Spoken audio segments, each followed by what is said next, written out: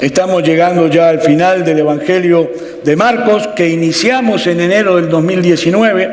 Ya estamos en la última parte. Hoy vamos a ver los versículos, el capítulo 15, en los versículos 33 al 41. Dice así la palabra de Dios, va a aparecer en esa pantalla.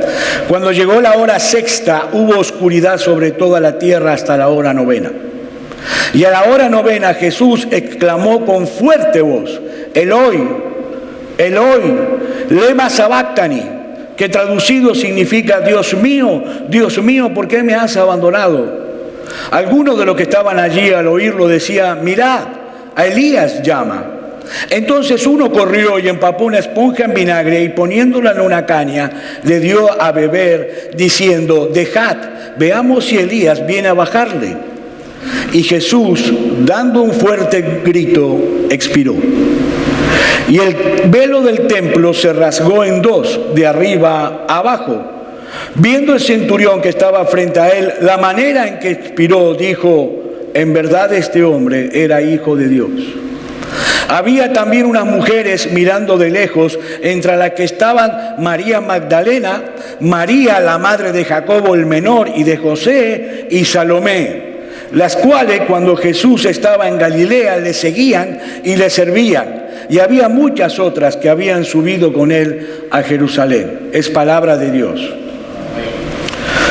Mis hermanos, en estos últimos sermones que hemos compartido juntos, hemos estado considerando paso a paso todo lo que sucedió en las últimas horas del ministerio terrenal de Jesús. Desde su arresto, el viernes en la medianoche, viernes a la medianoche ya, en el huerto de Getsemaní junto con sus discípulos, hasta su muerte en la cruz del Calvario. Hemos ido paso a paso.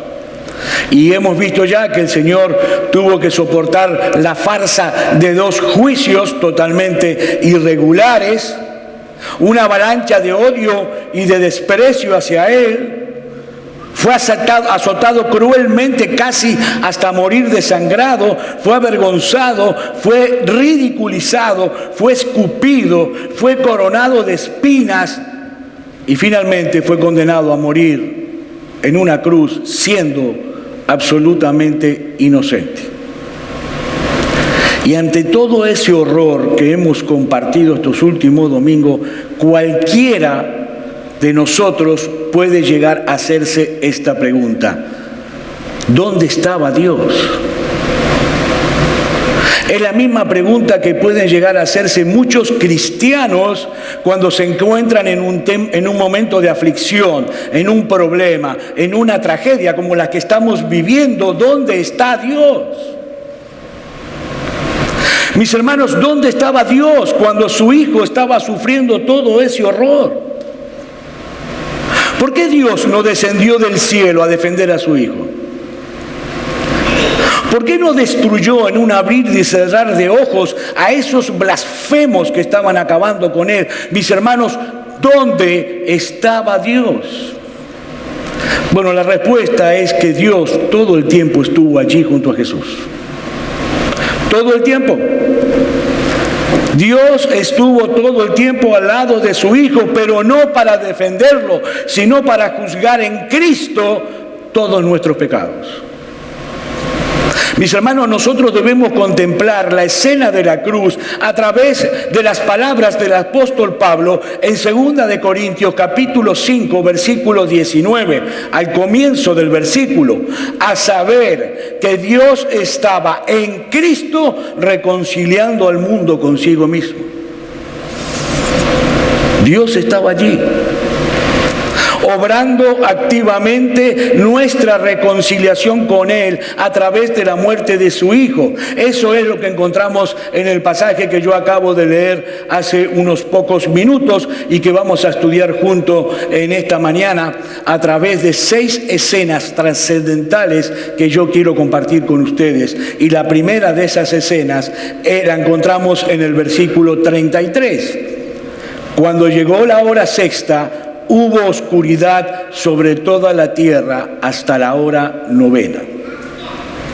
Nosotros vimos la semana pasada, para los que estuvieron aquí, que Jesús fue crucificado a la hora tercera, es decir, a las 9 de la mañana, de acuerdo a cómo los judíos contaban las horas del día. De manera que fue alrededor de la hora sexta, es decir, a las 12 del mediodía, cuando el sol está en su punto máximo de elevación sobre la tierra, que vino esta oscuridad sobrenatural sobre toda la tierra. Y cuando nosotros decimos la frase toda la tierra, puede interpretarse de dos maneras. Una, de que se trataba de todo el planeta Tierra completo, y la segunda, que se trataba solamente de la tierra de Israel. Yo personalmente creo que es la segunda opción. La oscuridad vino sobre toda la tierra de Israel. Era una oscuridad focalizada, era una oscuridad causada por Dios mismo. No fue un eclipse como algunos dicen. ¿Por qué? Porque en primer lugar, recuerde, estamos en el día de la Pascua, y en esa época del año en Israel, en el día de la Pascua, hay luna llena.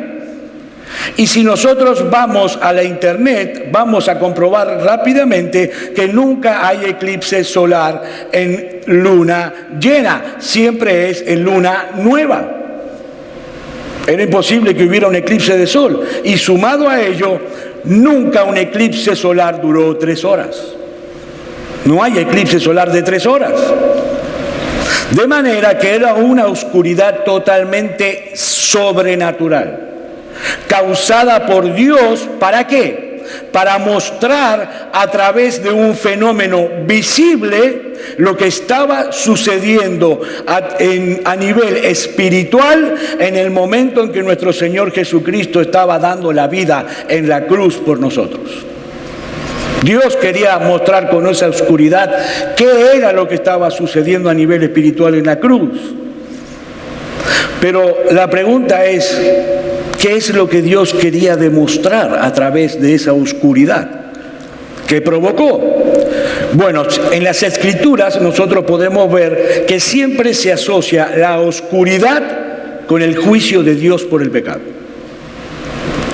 Siempre que aparece tinieblas es debido a la ira de Dios por el pecado. Hay muchos textos en la Biblia que nosotros podemos usar como ejemplo, que yo no voy a citar aquí por cuestión de tiempo. Por ejemplo, Amós capítulo 5 versículo 18, pueden leerlo. Sofonías capítulo 1 versículo 14. Pero tal vez la conexión más significativa que nosotros podemos encontrar en la Biblia de las tinieblas con el juicio de Dios por el pecado, la encontramos en Éxodo capítulo 10. Cuando Dios juzgó a Faraón y a todo Egipto con las 10 plagas, ¿recuerdan? Bueno, dice Éxodo capítulo 10 a partir del versículo 21 que antes de la muerte de los primogénitos, que fue la última plaga, Dios envió una densa oscuridad sobre Egipto. Una oscuridad que duró 3 días. ¿Cuánto duró la oscuridad en el Calvario? 3 horas. Vayan conectando.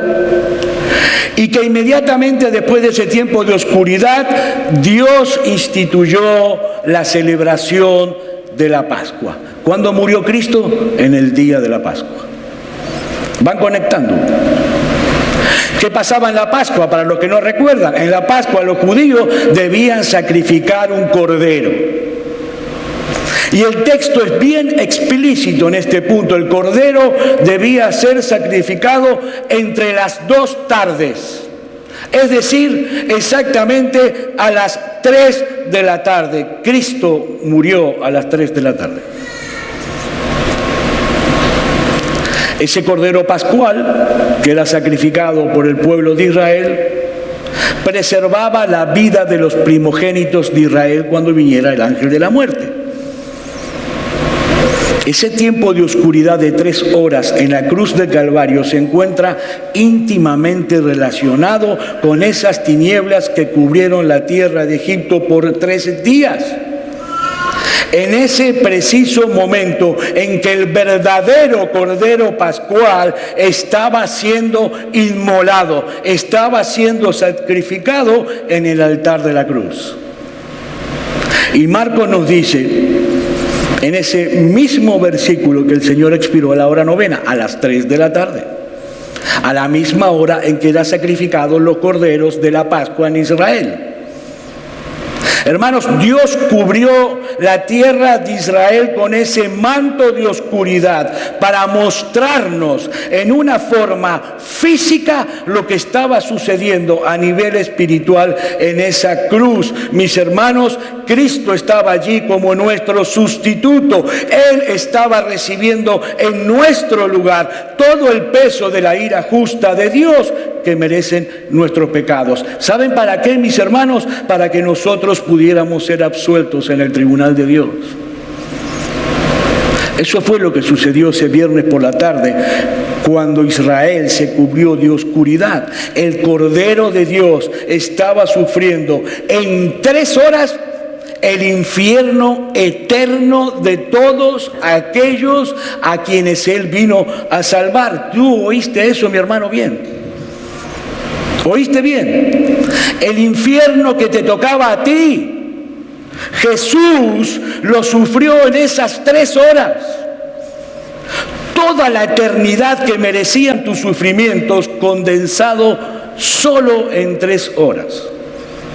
Y no solamente los tuyos, mi hermano, el de millones y millones y millones de personas a los que Él vino a salvar. En esas 3 horas, mi amado hermano, Cristo literalmente sufrió millones de infiernos a la vez. De manera que Dios no estaba ausente en el Calvario. Él estaba allí, sí, pero como el juez del universo, juzgando y castigando nuestros pecados en la cruz y dando al mismo tiempo una muestra de amor incomprensible a todos aquellos que Él había escogido para salvación desde antes de la fundación del mundo. Mis hermanos, la cruz fue al mismo tiempo un acto de castigo y de amnistía, de severidad y de gracia, de justicia y de misericordia al mismo tiempo. Nuestro bendito y glorioso Señor y Salvador Jesucristo tuvo que beberse esa copa de ira santa y justa sin una gota de misericordia, para que nosotros hoy podamos disfrutar la copa de la salvación sin una gota de ira. Él tuvo que sufrir el desamparo del Padre para que nosotros pudiéramos disfrutar hoy la bendición de ser recibidos como hijos. Y esto nos lleva a nuestra segunda escena, versículo 34. Y a la hora novena Jesús exclamó con fuerte voz: Eloi, Eloi, lema sabactani, que traducido significa: Dios mío, ¿por qué me has desamparado? Ya son las 3 de la tarde de ese viernes. El Señor Jesucristo lleva 6 horas clavados en esa cruz, y en las últimas 3 de esas 6 horas experimentando todo el peso de la ira de Dios por cada uno de nuestros pecados. Y es en ese momento que Él, citando en arameo las primeras palabras del Salmo 22, dice: Eloi, Eloi, lema sabactani. Durante ese tiempo de oscuridad, insisto con esto, mi amado hermano, el Padre estaba allí, pero no consolando a su Hijo, castigando en Él todos nuestros pecados. Y ojo, no es que en ese momento hubo una ruptura de esa unidad esencial que hay entre Dios el Padre y Dios el Hijo. No, eso es imposible. Hermanos, hay una unidad eterna e inmutable entre Dios el Padre y Dios el Hijo. Tampoco fue que por un instante Dios el Padre dejó de amar a su Hijo. No, de ninguna manera. Para explicarlo de alguna manera que se entienda, el corazón del Padre en ese momento estaba roto por el amor que tiene por su Hijo. Pero hermanos, en un sentido real, Jesús fue completamente desamparado en su naturaleza humana por Dios.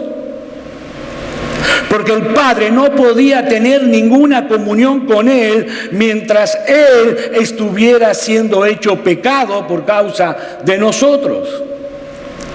Dice un comentarista, se trataba de Dios en nuestra naturaleza humana, abandonado por Dios. La santidad de Dios no le permite tener ningún tipo de relación con el pecado, ninguna.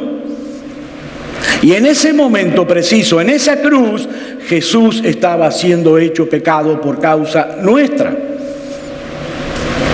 Hermanos, ese fue el alto precio que Dios estuvo dispuesto a pagar por nuestra salvación. Solo Dios pudo absorber todo el peso de su propia ira. Solo Dios pudo hacer eso. Y Él estuvo dispuesto a pagar ese semejante precio en la persona de su Hijo amado. ¿Saben para qué? Para salvarte a ti, mi hermano, y para salvarme a mí. Ese abandono que Jesús tuvo que sufrir en la cruz del Calvario escapa, miren, por mucho a nuestra capacidad de entendimiento. No lo podemos entender, es incomprensible. Y si lo han notado, esta es la única vez en que Jesús aparece en un evangelio dirigiéndose a Dios sin llamarlo Padre, sino que le dice, Dios mío, Dios mío. Él sabe el precio que tiene que pagar para salvarnos. Él sabe que tiene que cargar todo el peso de la ira divina que merecen nuestros pecados. Pero a pesar de todo eso, Jesús sabía que podía confiar en Dios como su Dios. Dios mío, es un grito de angustia y de confianza al mismo tiempo. No es que el Señor Jesús desconocía la razón de su abandono, no, Él la sabía, pero Él está citando de memoria literalmente las primeras palabras del Salmo 22 para dar expresión a su angustia y a su petición de que Dios venga a socorrerlo para que Dios termine con esa agonía. Pero en medio de esta escena tan horrorosa y tan sensible a la vez, nosotros encontramos una vez más la dureza del corazón humano pecaminoso. Otra vez. Aprovechando la similitud que hay entre la palabra Eloí que dijo Jesús y el nombre del profeta Elías, dice Marcos en el versículo 35, algunos de los que estaban allí al oírlo decía, mirad, a Elías llama, burlándose de él. Otra vez el corazón endurecido por el pecado. Y ustedes saben perfectamente que Elías no murió. La Biblia nos enseña que él fue arrebatado al cielo en un torbellino. Así que había una creencia entre los judíos de que Elías descendía del cielo para socorrer a los justos en tiempos de dificultad. Y es esa creencia la que ellos están usando para comenzar a burlarse de Jesús. Dice el versículo 36, entonces uno corrió y empapó una esponja en vinagre y poniéndola en una caña le dio a beber diciendo, dejad, veamos si Elías viene a bajarle. Es decir, en otras palabras, démosle vino para reanimarle, para que no se desmaye. Y vamos a darle tiempo a ver si Elías realmente baja del cielo y los rescata de la cruz. Burlándose de él. Pero ¿saben una cosa, mis hermanos? El rescate vino, pero vino de otro lado. Y esto nos lleva a nuestra tercera escena, versículo 37. Y Jesús, dando un fuerte grito, expiró. Ya Jesús había cumplido la obra que el Padre le había encomendado al dar su vida en rescate por muchos, al recibir sobre sí todo el peso de la ira justa de Dios. Así que, dando un fuerte grito, expiró. Y Marcos, en su evangelio, no nos dice qué fue lo que el Señor expresó en ese grito. Pero los evangelios de Juan y de Lucas nos ayudan en este sentido. Dice Juan capítulo 19, versículo 30, entonces Jesús, cuando hubo tomado el vinagre, dijo, consumado es. E inclinando la cabeza entregó el Espíritu. Y Lucas añade que en ese momento, clamando a gran voz, dijo, Padre, en tus manos encomiendo mi espíritu. Con la conciencia de que la obra de redención ya había sido terminada, el Señor entregó su espíritu, confiándose al cuidado de su Padre Celestial. ¿Y qué vemos aquí en este versículo, mis hermanos? Que Jesús no solamente fue a la cruz voluntariamente, sino que Él dio su vida voluntariamente. Cuando ya todo había sido cumplido, mis hermanos, a Cristo nadie le quitó la vida. No es que los judíos ganaron y mataron a Jesús, no, Él dio su vida voluntariamente. Dice Juan capítulo 10, versículo 11, yo soy el buen pastor. El buen pastor da su vida por sus ovejas. Y agrega luego en el versículo 17 y 18, por eso el Padre me ama, porque yo doy mi vida para tomarla de nuevo. Nadie me la quita, sino que yo la doy de mi propia voluntad. Tengo autoridad para darla y tengo autoridad para tomarla de nuevo. Este mandamiento recibí de mi Padre. Cristo dio su vida en la cruz de Calvario. Nadie se la quitó. Como nuestro sustituto. Y de esa manera, Él abrió para nosotros una vía de acceso directa a la presencia misma de Dios. Y esto nos lleva a nuestra cuarta escena, versículo 38. El velo del templo se rasgó en dos, de arriba a abajo. En el templo de Jerusalén, igual que como había en la antigüedad en el tabernáculo, había un velo. Y por favor, no imaginen ese velo como las cortinas que nosotros tenemos en nuestras casas. No, era un velo muy pesado, era un velo muy grueso que dividía el lugar santo del lugar santísimo. El lugar santísimo era el lugar donde Dios manifestaba su presencia de una forma especial en medio de su pueblo, en el templo y en el tabernáculo. Allí, en el lugar santísimo, estaba el acta, el propiciatorio, estaba el arca del pacto, y solamente el sumo sacerdote podía ingresar al lugar santísimo una vez al año, cuando era el día de la expiación. El pueblo no podía entrar al lugar santísimo. Y era una cortina tan gruesa y tan fuerte, mis hermanos, que el historiador de la antigüedad, Flavio Josefo, dijo que si ataban dos caballos, uno a cada extremo de la cortina, y los caballos tiraban cada uno para su lado, era imposible romperla. Medía 18 metros de altura por 12 centímetros de espesor. Así que no estamos hablando de cualquier velo, de cualquier cortina. Ese velo simbolizaba la separación que había entre nosotros y Dios por causa de nuestros pecados.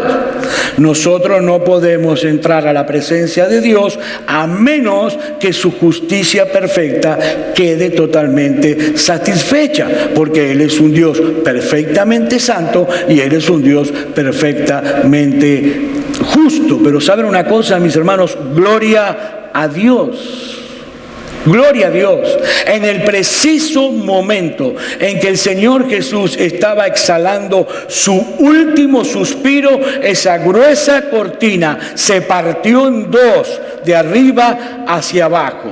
¿Saben para qué? Para mostrar que había sido abierta una puerta de acceso a la presencia misma de Dios para todos nosotros. No a través de los sacrificios del templo, sino a través del sacrificio de Cristo en la cruz. Hermanos, la muerte de Cristo en la cruz dejó al templo inoperante, porque con un solo sacrificio, el Cordero de Dios hizo cesar de una vez por todas el sistema sacrificial y el sistema sacerdotal del antiguo pacto. Como dice el autor de la carta a los Hebreos, en Hebreos capítulo 7, versículos 26 y 27, porque convenía que tuviéramos tal sumo sacerdote, santo, inocente, inmaculado, apartado de los pecadores y exaltado más allá de los cielos, que no necesita, como aquellos sumos sacerdotes, ofrecer sacrificios diariamente, primero por sus propios pecados y después por los pecados del pueblo, porque esto lo hizo una vez para siempre cuando se ofreció a sí mismo.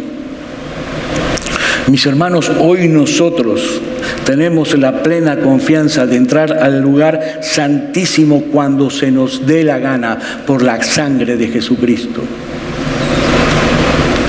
Él abrió nuestro acceso a la misma presencia de Dios. Dice Hebreos capítulo 10, versículo 19 al 22. Entonces, hermanos, puesto que tenemos confianza para entrar al lugar santísimo por la sangre de Jesús, por un camino nuevo y vivo que Él inauguró para nosotros por medio del velo, es decir, de su carne, y puesto que tenemos un gran sacerdote sobre la casa de Dios, acerquémonos con un corazón sincero, en plena certidumbre de fe, teniendo nuestro corazón purificado de mala conciencia y nuestro cuerpo lavado con agua pura. Cristo abrió el camino al Padre con su sacrificio en la cruz. Mis hermanos, en ese mismo momento, miles de corderos estaban siendo sacrificados para la Pascua en el templo ese viernes a las 3 de la tarde, precisamente a las 3 de la tarde, como ocurría en Israel en el Antiguo Testamento. El verdadero Cordero Pascual estaba muriendo en la cruz, abriendo de par en par para nosotros un camino de salvación, un camino de reconciliación por medio de su sangre. Pero Marcos no se limita simplemente a darnos un recuento histórico de lo que sucedió en esa tarde, sino que también nos muestra cómo se supone que nosotros deberíamos reaccionar ante ese hecho. Y esto nos lleva a nuestra quinta escena, versículo 39. Viendo el centurión que estaba frente a él la manera en que expiró, dijo: en verdad, este hombre era hijo de Dios.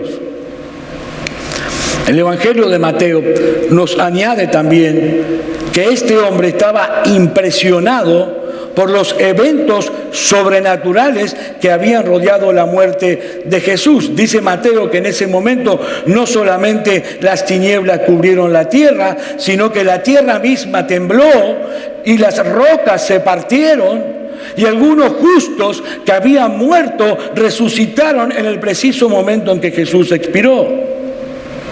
Pero Marcos se enfoca casi únicamente en el impacto que produjo esa muerte en el corazón de ese hombre. Un soldado romano, gentil, no judío. ¿Cómo impactó en él el hecho de haber sido testigo presencial de la manera en que Jesús murió? Hermanos, piensen esto por un momento. Ese hombre tiene que haber sido testigo de muchísimas muertes por crucifixión, porque era su trabajo. Sin embargo, él sabía perfectamente que nadie había muerto como murió Jesús. Y es probable que este soldado haya estado en el pretorio cuando el Señor fue azotado y burlado. Probablemente él haya sido parte de esa burla, de esa humillación, o tal vez sea uno de aquellos soldados que escupieron a Jesús en la cara. Pero él estuvo viendo a través de todas esas horas la mansedumbre de Jesús ante esa avalancha de odio. Él estaba, hermanos, al pie de la cruz cuando Cristo le dijo al ladrón, entre paréntesis, no era un buen ladrón, como algunos dicen, no hay ladrones buenos, todos los ladrones son malos, no era un buen ladrón. Cuando ese hombre colgado en la cruz reconoció su pecado y le dijo a Jesús, por favor, acuérdate de mí cuando vengas en tu reino. El acto de fe, hermanos, más increíble que una persona haya hecho en toda la historia. Colgado de una cruz, Cristo colgando también de una cruz, Él estaba diciendo, yo sé que tú eres el rey y que tienes un reino. Por favor, cuando vengas en tu gloria, cuando vengas en tu reino, acuérdate de mí. Y hermanos, ese centurión, ese romano, ese impío, endurecido de corazón, escuchó perfectamente cuando Jesús perdonó los pecados de ese ladrón y le dijo, hoy mismo te prometo que estarás conmigo en el paraíso. Ese centurión vio todo eso de primera mano. Y eso fue lo que lo movió a decir, cuando escuchó ese grito de victoria, consumado es. En tus manos encomiendo mi espíritu, a decir, en verdad, este hombre era hijo de Dios. En ese instante ese hombre estaba ilustrando perfectamente a qué vino Cristo a este mundo, por qué estaba muriendo en esa cruz, para salvar a pecadores como tú y como yo, para abrirles el entendimiento y hacerles ver que Él realmente era el Hijo de Dios. Ahora este versículo es como si Marcos nos estuviera preguntando a nosotros, ¿y ahora qué de ti? ¿Qué de ti? ¿Vas a reaccionar con indiferencia ante la muerte de Jesús en la cruz? ¿O vas a reconocer como el centurión romano que verdaderamente Él era el Hijo de Dios, que había dado su vida de manera voluntaria para salvar a pecadores? Pero Marcos finaliza este pasaje, esta historia, de una forma bastante extraña, bastante peculiar. Y esto nos lleva a nosotros a nuestra última y sexta escena de este pasaje, versículos 40 y 41. Había también unas mujeres mirando de lejos, entre las que estaban María Magdalena, María la madre de Jacobo el menor y de José, y Salomé, las cuales cuando Jesús estaba en Galilea le seguían y servían, y habían muchas otras que habían subido con él a Jerusalén. Hermanos, ¿por qué Marcos incluye este detalle aquí? Un detalle que parece no tener mucha relevancia, mucha importancia comparado con el resto de la historia. ¿Por qué? Bueno, muy probablemente porque iban a ser esas mismas mujeres las primeras testigos presenciales de su resurrección. Esas mujeres habían estado con Jesús durante todo su ministerio en Galilea, sirviéndole, siguiéndole por todas partes, y ahora Marcos nos dice, hermanos, que ellas fueron las únicas que se mantuvieron fiel al Señor hasta su muerte. Los apóstoles, esto es para ustedes, hermanas, los apóstoles, esos famosos apóstoles que dijeron camino a Getsemaní, Señor, jamás te negaré, aunque todos te negaron, yo nunca te negaré. El apóstol Pedro, que llegó a decir, si es necesario moriré contigo, pero jamás te negaré, mi Señor. Todos esos apóstoles habían huido despavoridos a esconderse por temor. Pero esas mujeres seguían al pie de la cruz. Las únicas. Por eso esas mujeres ocupan un lugar de honor en los evangelios. Por esa fidelidad a toda prueba, aún en medio del dolor y de la confusión. Ellas fueron las testigos presenciales de su muerte, ellas fueron las testigos presenciales de su entierro y 3 días después serían las primeras testigos presenciales de su resurrección. Para concluir, mis hermanos, hay muchísimas enseñanzas que podemos extraer nosotros de este texto, pero vamos a citar solamente algunas de ellas por cuestión de tiempo. Este relato nos enseña de una forma muy impactante el alcance de la justicia y de la santidad de Dios. Mi hermano, ¿tú quieres saber qué tan santo es Dios? Mira la cruz. Mira la cruz, mira al Hijo de Dios muriendo por nuestros pecados y vas a darte cuenta que Dios no toma el pecado a la ligera. Mis hermanos, para Dios ese pecado que nosotros cometemos muchas veces con tanta facilidad y lo catalogamos como pecaditos blancos, ese pecado con el cual nosotros coqueteamos muchísimas veces, para nuestro Dios es algo tan, pero tan serio, que para poder salvarnos, para que podamos tener comunión con Él, su Hijo tuvo que morir en una cruz. ¿Qué tanto aborrece Dios al pecado? Bueno, mira la cruz y mira a Cristo sufriendo la agonía de millones y millones de infiernos y verás qué tanto aborrece Dios al pecado. Pero este pasaje también nos enseña la extraordinaria naturaleza del amor de Dios. Mi hermano, tú sabes una cosa, si no lo sabes, te lo voy a enseñar. Nosotros no podemos entender la naturaleza del amor de Dios hasta que no entendemos la naturaleza de la ira de Dios. Es imposible. Hay gente que dice, y me lo han dicho, porque yo una vez dije aquí que Dios no solo aborrece el pecado, sino que aborrece al pecador. Y alguien me dijo, bueno, pastor, está bien, Dios aborrece el pecado, pero no al pecador, porque Dios nos ama a todos. Mis hermanos, escúchenme muy bien porque esto es fundamental para su vida cristiana práctica. Si nosotros no entendemos claramente que la ira de Dios está sobre los impíos todos los días, pero todos los días, como dicen los salmos, y dice Juan capítulo 3, versículo 36, el que habla es el Señor Jesús, y presten atención, el que cree en el Hijo tiene vida eterna, pero el que no obedece al Hijo no verá la vida, sino que la ira de Dios permanece sobre él. Hermanos, Dios no está airado contra el pecado en abstracto, no, Dios también aborrece a todos aquellos que cometen pecado. Dios aborrece al pecador. No es que Dios nos ama a todos. Pero ¿saben qué es lo grandioso, mis hermanos, del amor de Dios? Miren, nosotros no podemos reducir el amor de Dios como nuestro amor a un mero sentimentalismo. No podemos reducir el amor de Dios a eso. Dios no es un abuelito que está sentado en su mecedora en el cielo, que dice, no importa lo que ustedes hagan, mis chiquitos, yo los voy a recibir igual porque los amo a todos. No, mis hermanos.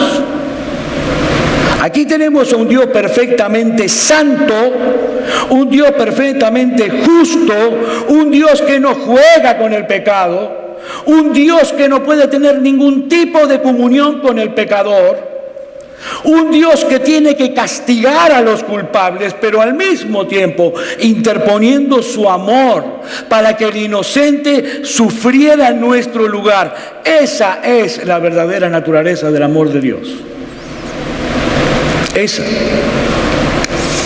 Hermanos, Dios no amó a un grupo de hombres y mujeres buenos, amables, decentes, fantásticos, simpáticos. No, Él amó a un grupo de hombres y mujeres aborrecibles, a tal punto que entregó a su Hijo por ellos. Romanos capítulo 5, versículo 8, mas Dios muestra su amor para con nosotros en que siendo aún pecadores, Cristo murió por nosotros. Esa es la verdadera naturaleza del amor de Dios. Y en último lugar, podemos aprender de este pasaje que no puede haber salvación fuera de Jesús. Solo Dios podía absorber todo el peso de su propia ira. Solo Dios podía salvarnos de Dios. Por eso Dios se hizo hombre, para recibir en su naturaleza humana todo el peso de la ira que tus pecados y que mis pecados merecían. Mi amigo, es a la luz de lo que hemos visto en este pasaje que nosotros podemos entender lo que Cristo quería decir cuando dijo: yo soy el camino y la verdad y la vida. Nadie viene al Padre sino por mí. Él es la única vía de acceso a Dios. Mi amigo, no es tu religión, ni es tu decencia, ni tus convicciones, ni tu educación, ni tus principios morales, ni tus buenas obras. Es Jesús y solo Jesús el camino al Padre. Mi amigo, yo te ruego, ven a Cristo, ven a la cruz y ven ahora mismo, ya, allí donde estás. Clámale a Él por misericordia. Clámale a Él por el perdón de tus pecados. Yo te pregunto, mi amigo, hoy, ¿te vas a ir de aquí siendo indiferente a la cruz? ¿O vas a reconocer, como reconoció el centurión romano en nuestro texto, en verdad, este hombre era hijo de Dios? Vamos a orar.